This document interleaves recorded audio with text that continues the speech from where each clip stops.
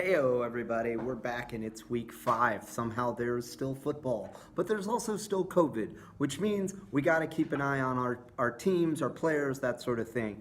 I'm recording this on Friday, so I can't even speak to what's going to happen in the next day or so.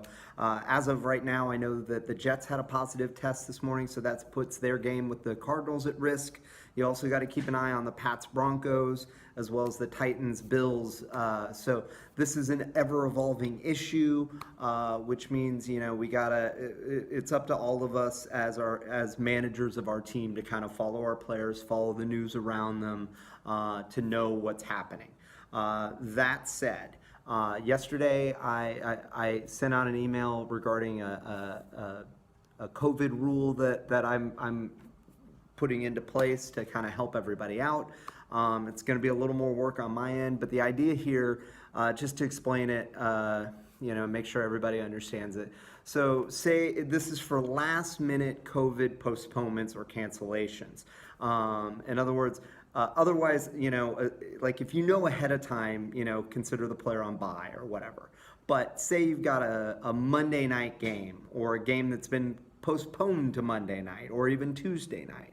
And there's a player in there that you plan on playing and the game is supposed to happen, but then there is a COVID positive test on one of the two teams that causes it to be postponed further or whatever. In that case, what you'll do is before the noon Sunday games go out, like before they kick off, you need to ideally at least email myself and whoever your opponent is so that they know. Just the easiest way is just hit reply all to one of my emails and send it to the whole league. But what you'll do is say, okay, I've got this player, that's playing Monday night that I plan on playing. If that game gets canceled last minute, I nominate player B to be his replacement. And what I'll do is I'll go in and swap the two players manually. Again, it's a little work on my end, but I'm just trying to be as flexible as possible, make sure everybody has a good time and that we can, play the best we can.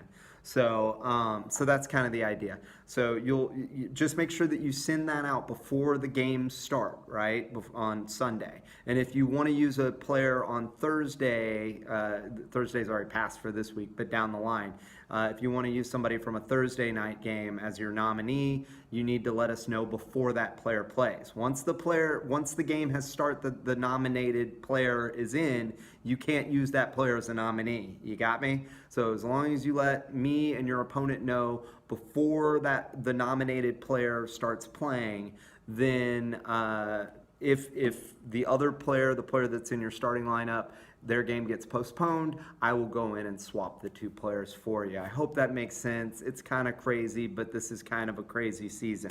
So other than that, I'm going to send it to Dr. Hertz on our latest updates on COVID. Y'all stick around and I'll get to the matchups. Boom.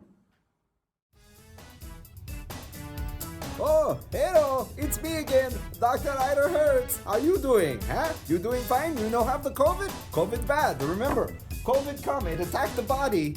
The body, oh no, COVID bad. COVID also attack your fantasy team. It will come after you if you don't pay attention. You pay attention. Also, wash your hands or use the hand sanitizer. Don't be dirty. So, the games you have to look out for, at least as far as I know as of now, are Raiders, Chiefs, Broncos, Pats, Titans, Bills, and I think the Jets are in the clear, so no longer have to worry about Jets, Cardinals, unless somebody else come up as positive for the COVID, which the COVID is bad. Back to you.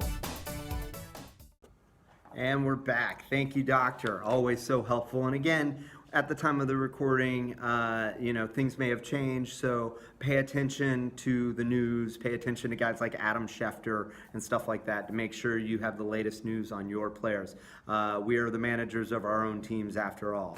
So that's all I'm going to say about COVID for now. Just stay on top of stuff. All right. The first matchup we're going to talk about this week is the Riverside Smash going against the Lloyd Dobler Express. Riverside Smash is coming off their very first win of the season, beating up on a beat-up Fayetteville River Rats, but pulling off the win. This game went right down to the wire on Monday night. Finally, Todd Gurley woke out of his slumber and lumbered slowly into the end zone to put the Riverside Smash on top. And as for the Lloyd Dobler Express, they took a brutal, and I mean brutal, beating from the Memphis Mains. It was almost like, like I was saying, or I was talking about how Gurley woke up. Well, the guys on Lloyd Dobler Express last week, they just never woke up. That team clearly underperformed. As of right now, these guys both had one guy playing in the Thursday matchup. Both of them were Bucks. Riverside Smash had Rojo, Ronald Jones.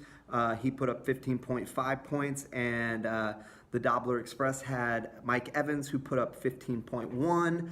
I watched that game, and what I'll tell you is that this score is already out of whack because Riverside Smash got robbed. If you watch that game, Ronald Jones got a touchdown. The refs called it first incomplete, then they went back and looked at it and realized it was complete, but they didn't give him the touchdown.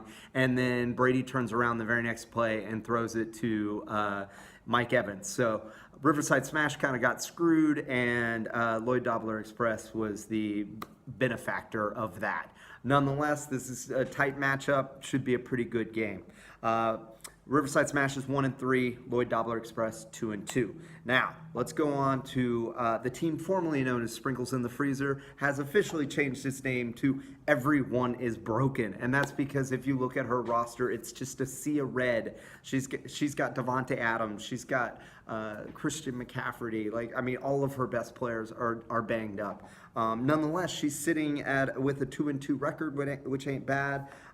She lost the chick fight though last week to the Gridiron, and she is up against the Trash Pandas, which seem to have righted the ship. They went from 0-2 to 2-2. They won 2 in a row, and they walloped the Jive Turkeys last week. They beat them bad, right? And remember, them and the Jive Turkeys, those are the two teams that had that trade last week. So clearly, at least as far as week 4 goes, Trash Panda's got the better end of that deal. Right now, this game is sitting at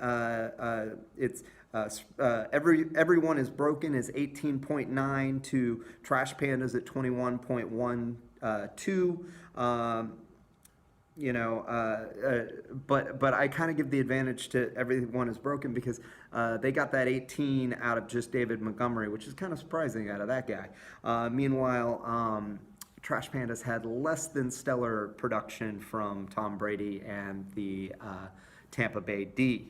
Next, let's move on. We got 52 Ball Scratch, who's coming in at 0-4. Lost to me last week, put up a solid 133.9 points. Would have beaten just about everybody else in the league except for Trash Pandas, Too Good For You, and of course my team. They are going against the Jive Turkeys, who are now at 2-2, trying to right the ship after the loss they took last week. This right now, Jive Turkeys, I believe, are projected to win, and this should be a good matchup. So we're gonna take a quick break, and I'll get back to you with the rest of the matchups. Bam.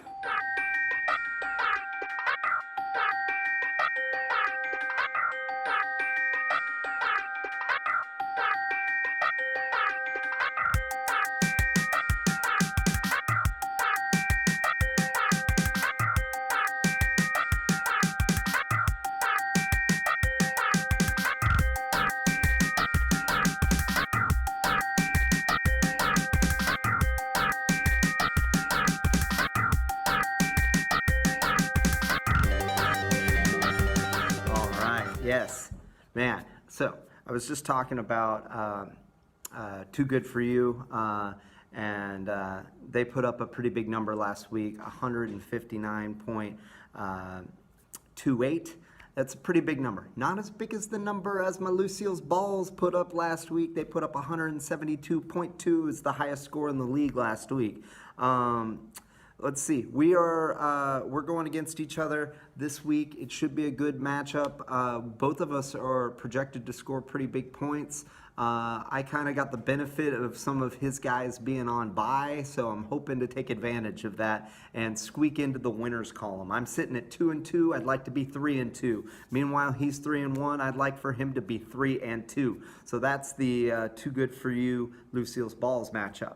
Next, we got the Fayetteville River Rats at 0-4. They're having a rough season. They came real close last week. It was a heartbreaker. As of like third quarter in the later Monday night game, they were actually up 95 points to 94.4 on the Riverside Smash. But like I said, Gurley finally woke up and lumbered into the end zone a couple times. As of right now, they are the River Rats are playing the Gridiron, who is playing pretty hot right now. They are 3-1. They have won 3 in a row since losing their first game. They beat Everyone Is Broken last week in the chick fight, and they are currently up on the River Rats by 19 points thanks to Allen Robinson. And last but not least, we've got the football team Perry. I assume that they've changed their name a little bit. They've added the football team to it. I assume this is a nod to the Washington football team. They are sitting at 3-1 somehow.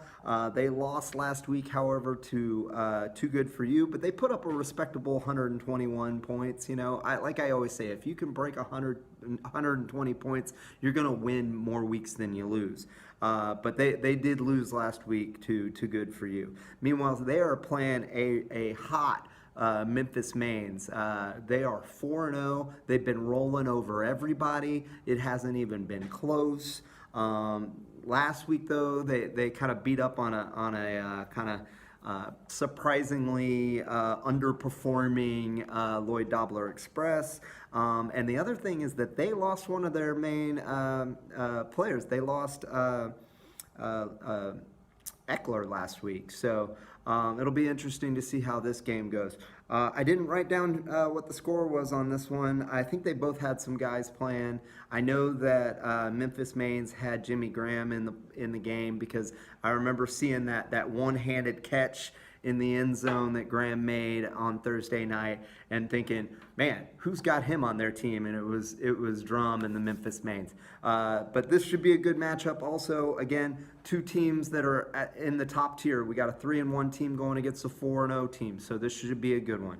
So those are our matchups. Y'all keep setting your lineups. Keep paying attention to all the COVID news. I know it's no fun to do that, but you know it's what we got to do. It's why we play this game. So set the lineups, watch the news, and I will see you on the Fantasy Gridiron. Ha!